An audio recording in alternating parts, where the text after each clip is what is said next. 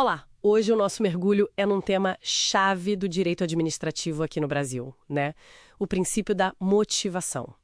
Chegou um material super denso para a gente analisar. Isso aí. Tema fundamental, sem dúvida. Basicamente, a gente vai tentar entender por que o governo, a administração pública, enfim, precisa explicar suas decisões. Por que isso é tão vital? Uhum. E é curioso, porque ele não está lá escrito, assim, na cara do gol, no artigo 37 da Constituição, no famoso caput, né? Não está explícito ali no início, né? Exato. Mas todo mundo, assim, a doutrina, a justiça, concorda que é um princípio constitucional implícito, essencial mesmo para a democracia. Exatamente. E olha, motivação, na prática, é isso, é botar no papel o porquê de uma decisão administrativa. Quais foram os fatos e quais leis, sabe, que levaram aquilo. Tem que ser claro, né? Tem que ser claro. Pensa no exemplo da multa de trânsito. Se ela não indicar a lei que foi infringida, o que o agente de trânsito viu, como é que a pessoa pode sequer questionar, saber se foi justa? Faz sentido? A transparência funcionando, né? Exato. A transparência em ação. Certo. Bom, o material que a gente recebeu faz uma distinção importante logo de cara entre motivo, motivação e móvel. Às vezes, para o leigo, pode parecer tudo a mesma coisa. Parece, né? Mas tem diferença, sim. É importante. Qual a chave aí? Olha, simplificando bastante. Motivo é a situação, o fato concreto, ou a lei que causa ou que permite o ato. É a razão de ser objetiva, digamos. Ok, a causa. Isso. Motivação, por outro lado, é a declaração formal. É o ato de explicar, de escrever esses motivos. É quando a administração diz, eu fiz isso por causa daquilo. Ah, entendi. É o explicar o porquê. Geralmente isso não deveria importar para a validade do ato. Geralmente. A não ser que essa intenção revele um desvio de finalidade, sabe? Um interesse particular escondido, usar o poder para algo que não é o interesse público. Aí sim, o móvel vira um problema sério. Entendi. Então, motivo é o porquê objetivo, motivação é o ato de explicar esse porquê, e o móvel é a intenção interna, que só importa se for desviada. E aí, um conceito que, nossa, saltou aos olhos no material foi a tal da teoria dos motivos determinantes. Isso parece ser o ponto crucial, né? Pega muito aí. É crucial mesmo. Essa teoria diz basicamente o seguinte: a validade da decisão administrativa depende diretamente da verdade e da pertinência dos motivos que a administração declarou. Daquilo que ela escreveu na motivação. Exatamente. Se a justificativa que for dada for falsa, ou se o fato descrito simplesmente não aconteceu, o ato é nulo, inválido. Mesmo que a administração tivesse, sei lá, liberdade para decidir. Um ato discricionário. Mesmo assim, mesmo num ato discricionário, a partir do momento em que a administração escolhe expor seus motivos, e hoje ela quase sempre tem que expor esses motivos, tem que ser verdadeiros e tem que ser adequados. A palavra dada meio que vincula a própria administração, sabe? Uau, isso é forte. Quer dizer que não dá para inventar uma desculpa qualquer depois. E essa explicação, essa motivação, ela tem que vir quando? Antes da decisão? Junto? Pode complementar depois? Então, a regra geral, bem clara, é que a motivação tem que ser prévia ou, no mínimo, simultânea à prática do ato. Ela faz parte da formação da decisão. Certo. O STJ, o Superior Tribunal de Justiça, ele até já admitiu, mas assim, em casos bem excepcionais, uma complementação posterior. Tipo, para esclarecer melhor os motivos quando presta informações no mandado de segurança, por exemplo. Mas é exceção. É exceção. A visão que prevalece hoje e que está mais alinhada com a Constituição é que a motivação tem que ser contemporânea ao ato. Uma motivação feita muito depois, a chamada a posteriori, para tentar consertar a falta dela lá atrás, isso geralmente não salva o ato, não. Entendi. Então a regra é justificar na hora. E isso vale para quase tudo.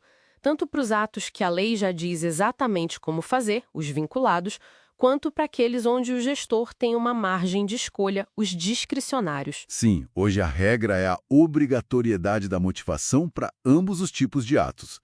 Nos vinculados, a motivação serve para mostrar que a administração seguiu direitinho o que a lei mandava. Para conferir, né? Isso. E nos discricionários, aí ela é ainda mais vital. É a motivação que permite o controle. Permite que a gente, e o judiciário também, verifique se a escolha feita foi razoável, foi proporcional, se realmente buscou o interesse público. E não foi só um capricho, uma arbitrariedade. Exatamente. Para evitar o arbítrio. A Lei do Processo Administrativo, a 9.784, até lista uns casos em que a motivação é expressamente obrigatória, tipo negar um direito, aplicar uma sanção, dispensar ou inexigir uma licitação. Ah, tem uma lista. Tem. Mas atenção, essa lista é considerada exemplificativa. Ou seja, não são só aqueles casos. A necessidade de motivar é mais ampla. Certo. Mas, como tudo no direito, deve ter exceção, né? O material que a gente viu menciona os cargos em comissão, aqueles de livre nomeação e exoneração. Tradicionalmente, se dizia que não precisava motivar a exoneração, certo? Como está isso hoje? Pois é, essa era a visão mais clássica, né? Livre exoneração significava sem precisar dizer por quê. Mas isso vem mudando, sim.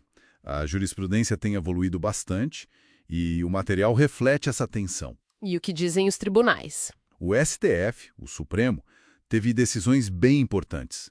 Uma delas, num caso envolvendo os Correios, a ECT, disse que mesmo as empresas estatais que contratam pela CLT precisam sim motivar a demissão sem justa causa dos seus empregados. Nossa, isso muda bastante coisa para essas empresas, imagino. Muda muito. Desafia aquela ideia de que a demissão ali seria um ato puramente de gestão, sem necessidade de justificar para o empregado. E tem mais. Outra decisão relevante do STF garantiu estabilidade provisória para servidoras gestantes que ocupam cargo em comissão. Ah, a estabilidade da gestante, mesmo em cargo de confiança. Exato. Na prática, isso limita muito a livre exoneração durante a gravidez e a licença. Você não pode simplesmente exonerar sem um motivo muito bem fundamentado nesse período. É uma proteção importante. E interessante como a necessidade de motivação vai entrando em áreas antes consideradas exceção. Vai sim. E vale mencionar também rapidinho a motivação aliundi, ou per relationem. Já ouviu falar? Acho que sim, mas refresca a memória. É basicamente um copia e cola de justificativa, mas um jeito válido. O ato administrativo, em vez de repetir toda a argumentação, pode simplesmente fazer referência a um parecer técnico, um relatório, um outro documento que já exista no processo e que já contém a fundamentação completa. Ah, tipo, decido conforme o parecer da página tal. Isso. Desde que esse parecer esteja bem fundamentado, claro, e que seja acessível para quem tiver interesse. É uma forma de motivar sem ser redundante, economiza tempo, mas garante a transparência. Bem prático. Agora, falando em motivação. E quando ela simplesmente não existe onde deveria? Ou quando ela até existe, mas é, sei lá, obscura, contraditória ou baseada numa mentira. O que acontece? Aí o ato administrativo é considerado inválido, nulo. Se faltou completamente a motivação quando ali exigia, a gente diz que tem um vício de forma. Vício de forma, ok.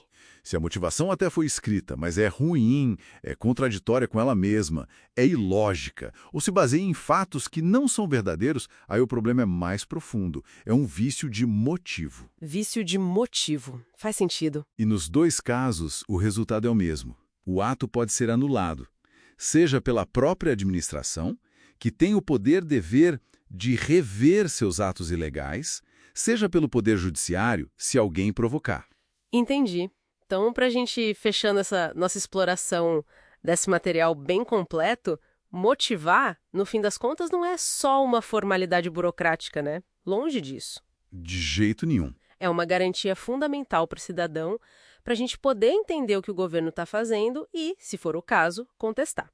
É também uma ferramenta de controle importantíssima para evitar abusos. Exato. E, no fundo, é o que dá legitimidade para as ações do poder público, né? Mostra que não é algo arbitrário. Perfeitamente colocado. Garante transparência, racionalidade nas decisões públicas é essencial. E fica talvez uma reflexão para quem nos ouve, né, depois dessa nossa conversa. Qual seria? Pensar um pouco. No nosso dia a dia, como é que a presença, ou, muitas vezes, a ausência, de uma explicação clara para uma decisão pública impacta a nossa percepção? Seja uma licença que foi negada, uma obra que foi autorizada perto de casa, uma regra nova que saiu. Como isso afeta a confiança na justiça, na eficiência do governo, né? Exatamente. Pensem talvez em situações concretas que viveram, onde uma boa explicação fez toda a diferença. Ou onde a falta dela deixou aquela sensação de injustiça ou de coisa mal feita, onde a motivação clara teria mudado tudo?